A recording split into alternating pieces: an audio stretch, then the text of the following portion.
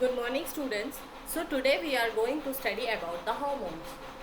In this topic, we will study about plant hormones, animal hormones, hormonal disorder, and feedback mechanism.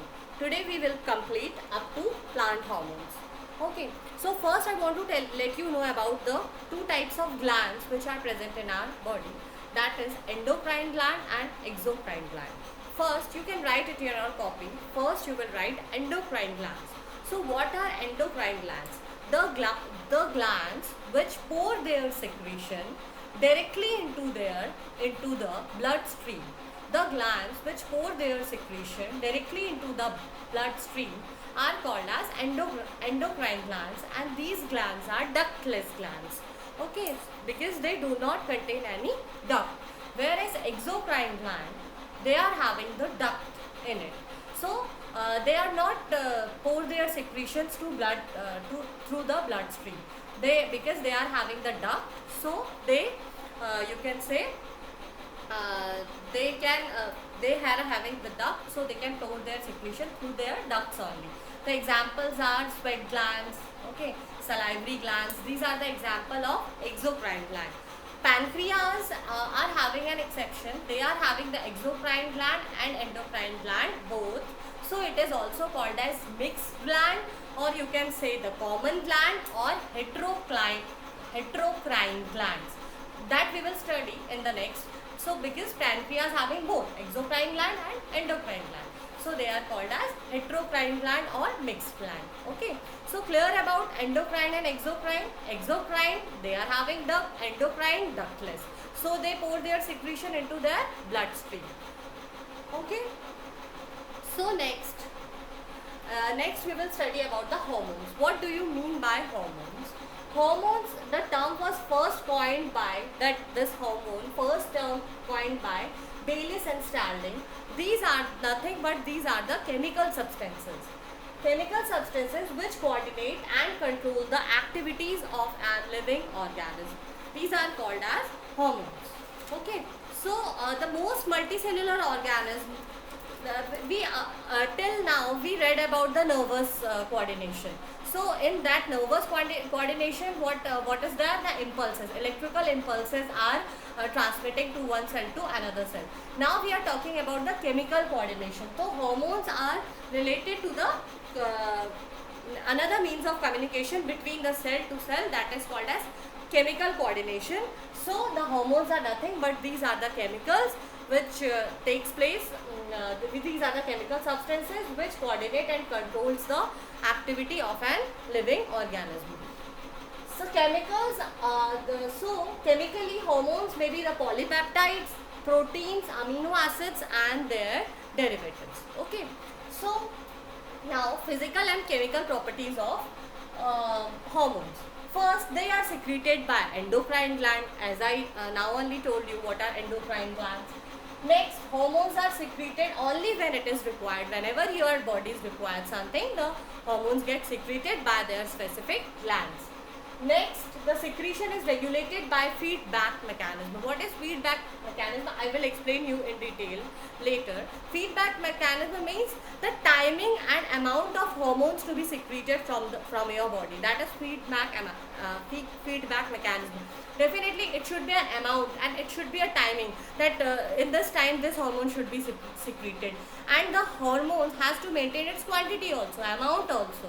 No, because a lot amount of hormones, or you can say the chemicals are also harmful, and the less amount of hormones are also harmful. So it has to be in a controlled manner. That regulation is monitored by the feedback mechanism. So now the secretion is regulated by feedback mechanism, that whatever the timing and whatever be the amount of hormone is to be secreted. Next, that are put directly into the bloodstream, and they will act to the specific targets. Wherever it is needed, they will reaches to their specific targets. Next, now I will explain you. Till now we read about the nervous coordination. Now I am going to explain you about this chemical coordination, that is takes place through hormones. Just see the difference between nervous coordination and hormonal coordination, like human beings. We are dealing with both type of coordination, nervous coordination and as well the hormonal coordination. See the difference between this.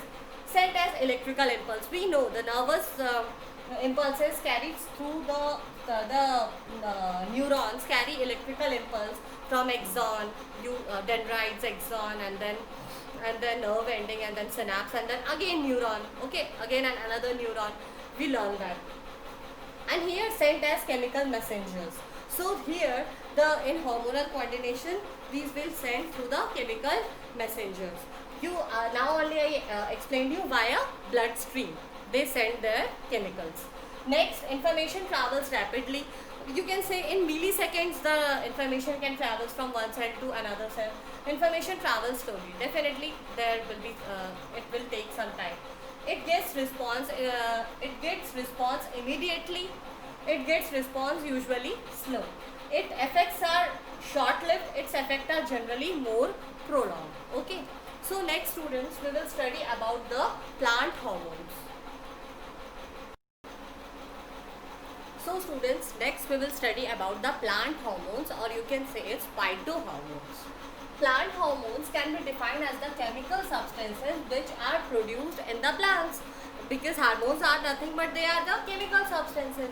So these are the chemical substances which are produced naturally in the plants and are capable of translocation and regulating one or more physiological processes. Okay. So this is called as, these are also naturally produced, and these also coordinate the growth, development, and response to the environment. Okay. So basically plant hormones are how many types of plant hormones are present? First, auxins, gibberellins, cytokinins. Okay. So auxin, gibberellins and cytokinins are the growth promoter, which always helps for growth of the plants. Okay, whereas abscisic acid and ethylene are the growth inhibitors. Okay, or suppresses the growth. Okay, all of you learn all these 5 hormones.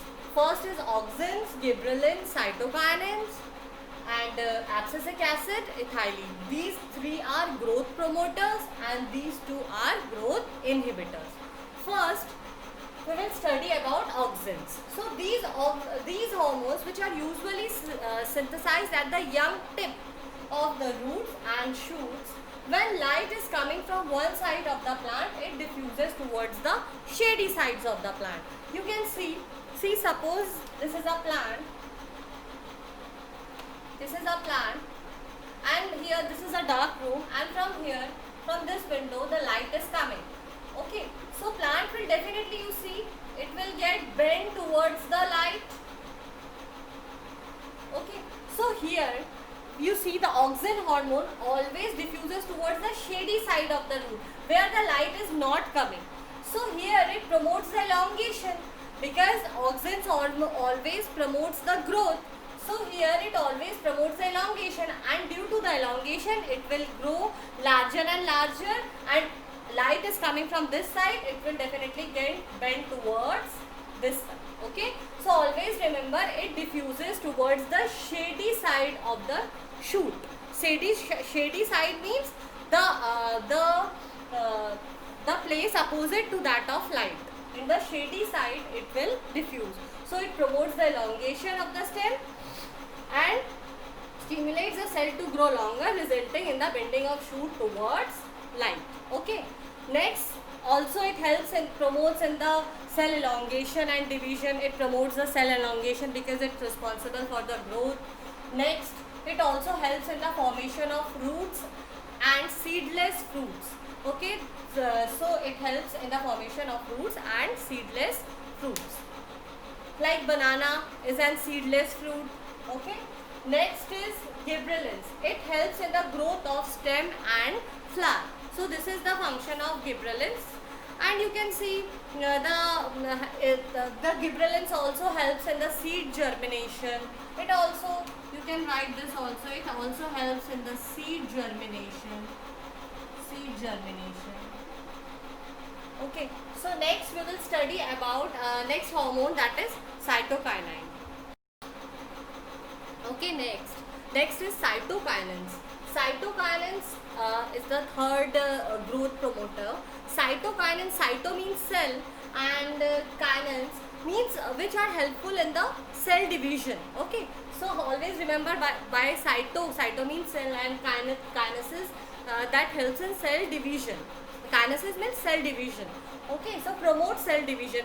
You obviously know whenever the cell divides, the growth takes place. So promote cell division and delay aging in leaves.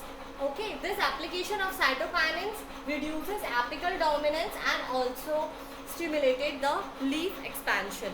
The growth takes place, and the apical dominance means the plant will it reduces apical dominance, means the growth will not shuts off. The growth will always there. Okay, so apical means in the apical region. If the growth stops there, that is apical dominance, but it reduces the apical dominance. It promotes growth. It also helps in the opening of stomata. Highest concentration of cytokinins occur in fruits and seeds, areas of rapid cell division. Okay, so now last two hormones left, and these two hormones are growth inhibitors. They are not growth promoters. So next is abscisic acid. This is a growth inhibitor hormone which reverses the growth promoting effects of auxins and gibberellins. Okay, so it reverses the effects of growth promoting hormones. So these are also called as antioxidants and anti-gibberellins. Okay, so these hormones always, they will not promote growth. They always inhibit growth, or you can say they are also called as stress hormone of plant. This abscisic acid. It also helps in stomatal closure, and definitely if the stomata close, then loss of protein and chlorophyll takes place. Next, it causes dormancy of seeds and wilting of leaves. Dormancy means when any seed will not get germinated, when any seed does not growth takes place in any seed, that you can say that that seed is in dormant phase. In Hindi you can say suptavastha, in which the seed is not growing, the seed is not germinating. Okay, so it also helps, so it causes dormancy of seeds. The growth will not take place, it stops growth. Next, ethylene. We will study about the ethylene. Last hormone. It is a gaseous hormone. It acts at trace levels throughout the life of the plant. It is also called as ripening hormone. It promotes transverse growth. It also promotes senescence and abscission of leaves. Senescence means what? Senescence and abscission of leaves. No, it's written there. Senescence means loss of cell, loss of cells of cell division and power of division and growth. When the plant gets lost their power of division and growth, that is called as senescence. And abscission of leaves means detachment, natural detachments of the leaves from the, if anything get naturally detached from the parts of the plant, that is abscission of leaves. That means naturally it get detached out from the plant. Next, acts as an essential hormone in ripening of fruits. Basically, ethylene is meant for the ripening of fruits. Next, it helps in promote cell division. It also helps in the cell division. So these all are the plant hormones. Next, we will study about in the next class we will study about the animal hormonal disorders and feedback mechanism.